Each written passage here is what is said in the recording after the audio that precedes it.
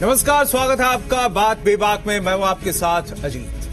बिहार में एमएलसी सीटों पर 6 जुलाई को होने वाले चुनाव के लिए नामांकन आज से शुरू हो गया और इसे लेकर कई सवाल हैं। एक सवाल तो इस बात को लेकर है कि जो लालू यादव चुनाव नहीं लड़ सकते वो अपनी पार्टी के बहैसियत राष्ट्रीय अध्यक्ष उम्मीदवारों का चयन करेंगे। सुप्रीम कोर्ट ने ऐसे मामले पर 2018 में ही आपत्ति जताई थी।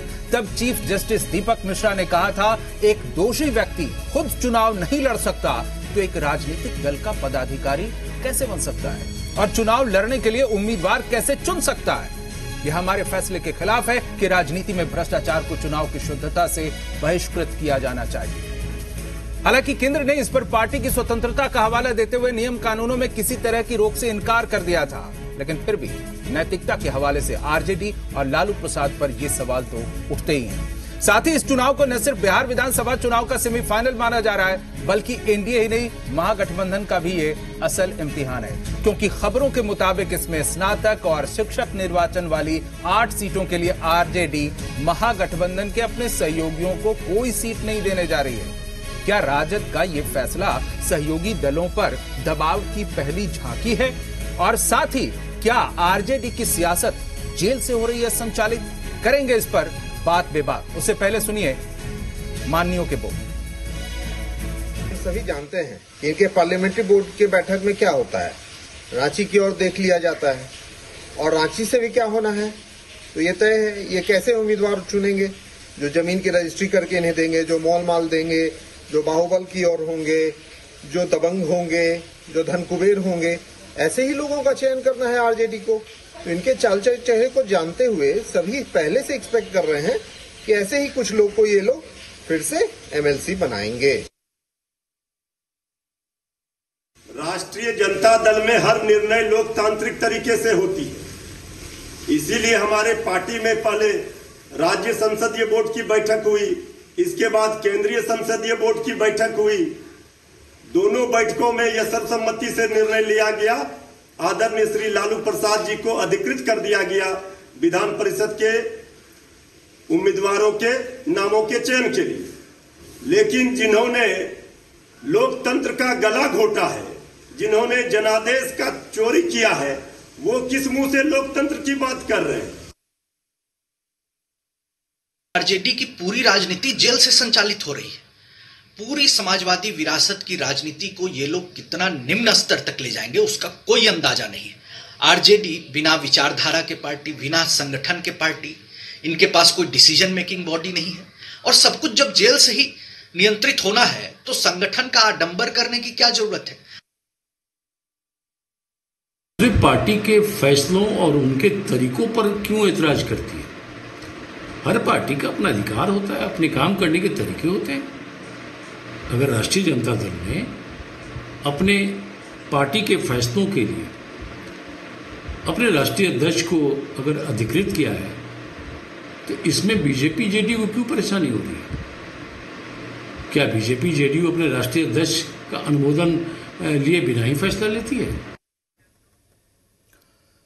और इन सब पर बात विभाग के लिए हमारे साथ खास मेहमान जुड़े हैं। अख्तरुल इस्लाम शाहीन विधायक हैं आरजेडी के, हमारे साथ राजेश राठौर हैं प्रदेश प्रवक्ता हैं कांग्रेस के, साथ ही अखिलेश सिंह प्रदेश प्रवक्ता हैं बीजेपी के, और राजीव रंजन हैं प्रवक्ता जेडीयू के। बहुत बहुत स्वागत है आप चारों का हमारे इस खास कार्यक्रम बात बेबाक में। सबसे पहले अख्तरुल इस्लाम, आरजेडी की राजनीति, आरजेडी की सियासत जेल से संचालित हो रही है, सबसे बड़ा आरोप आरजेडी के ऊपर।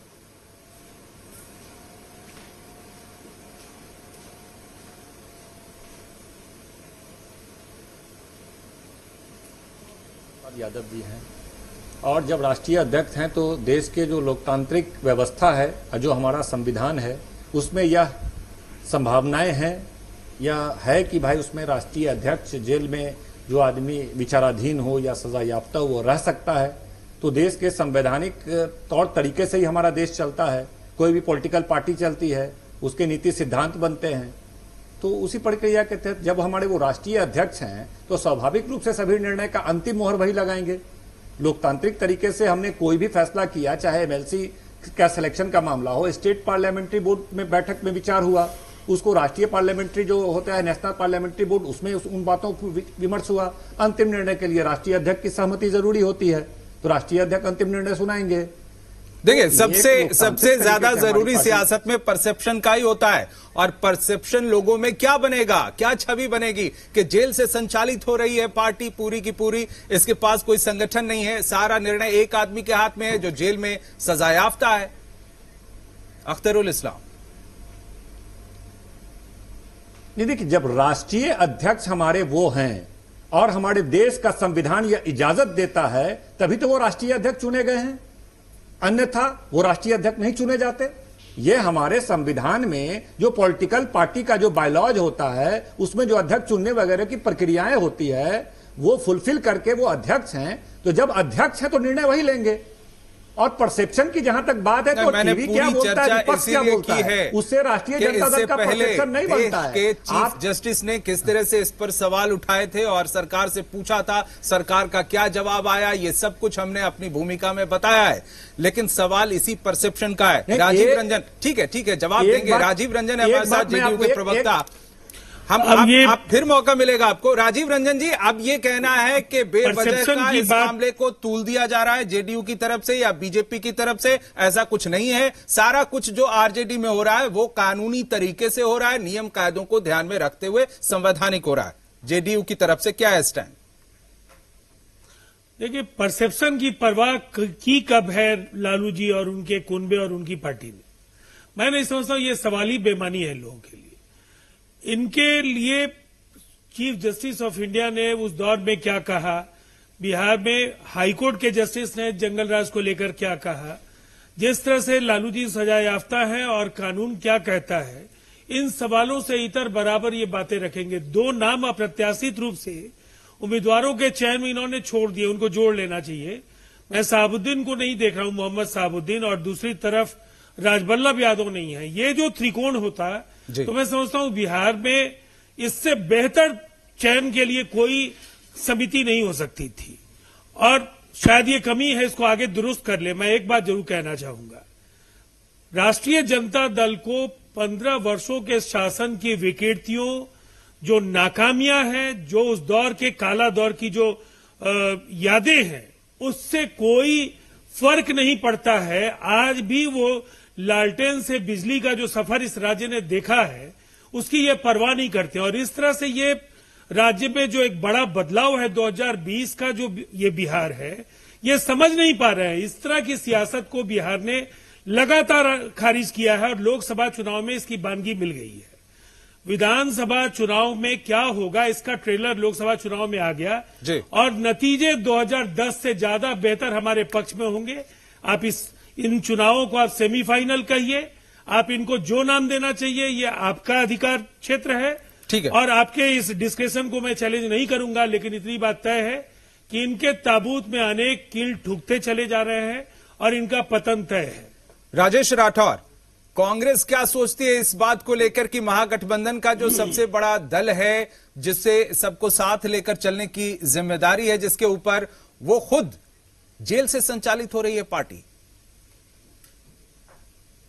अजीत जी, थोड़ा हम कालांतर में जाते हैं। दोनों साथी हमारे हैं। एक राजीव रंजन जी बहुत वरिष्ठ नेता हैं, हमारे मित्रवत बड़े भाई हैं, भाजपा के भी प्रवक्ता हैं, सुन भी रहे होंगे सब, कि जब भारतीय जनता पार्टी की अपनी बारी आती है, जनता दल की अपनी बारी आती है, तो इन लोगों के सारे सिद्धांत टूट जाते हैं। दुष्यंत चौटाला के पिताजी किस जेल में बंद है, जेल का नाम क्या है, वो कैदी नंबर कितने हैं, उनके दादा किस जेल में बंद है, उनके दादा का नाम क्या है, कैदी नंबर कितने हैं, किस जेल में बंद है। और जब सरकार बनानी थी तो दुष्यंत चौटाला के साथ भारतीय जनता पार्टी ने हरियाणा में सरकार बनाई। दुष्यंत चौटाला जी के पिताजी को पैरोल दिया गया, उस ओथ में मंच पे बैठाया गया। किस नैतिकता की बात करते हैं? इन्होंने तो लोकतांत्रिक तरीके से अपनाया है, उन्होंने राष्ट्रीय अध्यक्ष अनुमति के लिए, फाइनल मोहर के लिए वहां गया है। लेकिन जो भारतीय जनता पार्टी, जनता दल हमें और आरजेडी को कोसते हैं, उनसे जरा आप ही पूछ लिया अजीत बाबू। ठीक है, हम सवाल पूछते हैं। अखिलेश सिंह, प्रदेश प्रवक्ता है बीजेपी के, ठीक है, एनडीए के नेता अगर इस बात पर सवाल उठाते हैं कि आरजेडी जेल से संचालित हो रही है, तो फिर एनडीए के अपने सहयोगियों के लिए क्या कहेंगे, चौटाला परिवार के लिए क्या कहेंगे? ये सीधा सवाल उठाया अभी कांग्रेस ने, जवाब दीजिए अखिलेश सिंह। देखिए, मैं एक बात आप सबको बता देना चाहता हूं कि ये हरियाणा के अंदर जो कुछ भी हुआ, अगर मान लीजिए दुष्यंत चौटाला के साथ हमारी सरकार चल रही है, लेकिन निर्णय करने के लिए दुष्यंत चौटाला है, जेल से निर्णय नहीं होता है। कैदी नंबर 3351 जो हैं वो जो निर्णय करते हैं, ये सुप्रीम कोर्ट की बात, ये के निर्णय की बात आप कर रहे थे, आप संविधान की बात कर रहे थे। ये संविधान और सुप्रीम कोर्ट से इन लोगों को क्या लेना देना है? ये लोग लोकतंत्र की बात ये कहते, आप जो बात हो रही थी, ये लोक मत से कभी ये पार्टी नहीं चलती है। ये पार्टी लाठी मत से चलती रही है और हमेशा लाठी मत से ही ये चलती रहेगी। और मैं आप सबको बता देना चाहता हूं कि कौन सी लोकतांत्रिक प्रक्रिया, क्या कौन सी बैठक होती है? अरे परिवारवाद की पार्टी है, जहां परिवार के लोग बैठ करके तय करते हैं और जो तय करते हैं और वही सबको मानना पड़ता है। आरजेडी के अंदर दूसरा कोई नेता नहीं है क्या? आरजेडी के अंदर आज तक उस परिवार के अलावा और किसी को किसी प्रकार का कोई तरजीह नहीं दिया गया।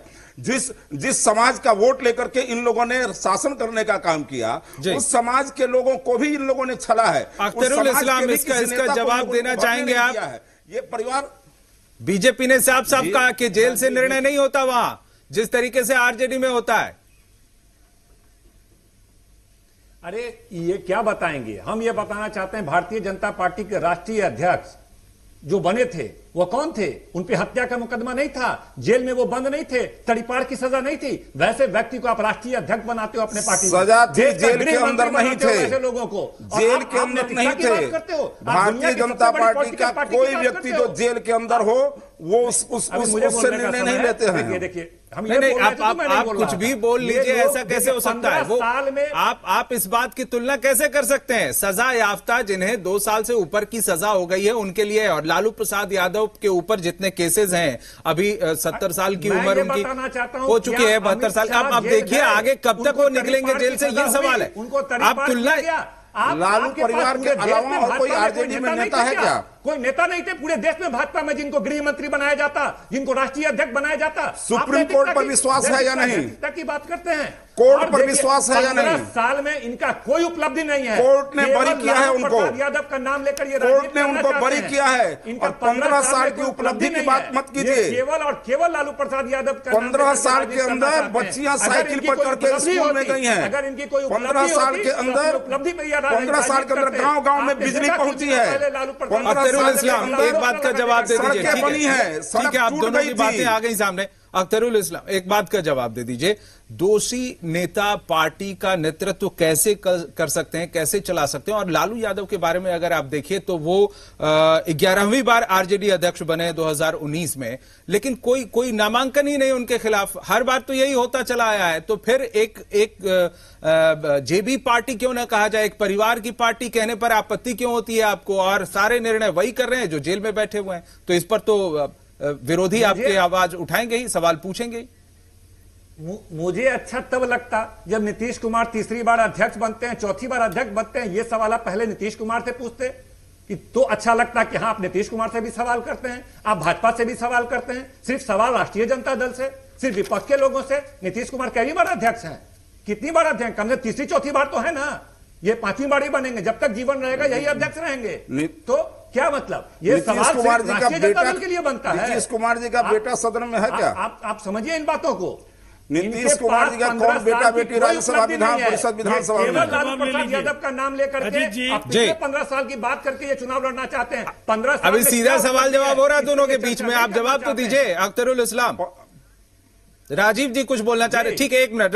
राजीव रंजन, देखिए, सबसे पहली बात तो है अजीत जी, अख्तरुल इस्लाम पार्टी के प्रवक्ता हैं, विधायक हैं, पार्टी की बातें रखेंगे ही।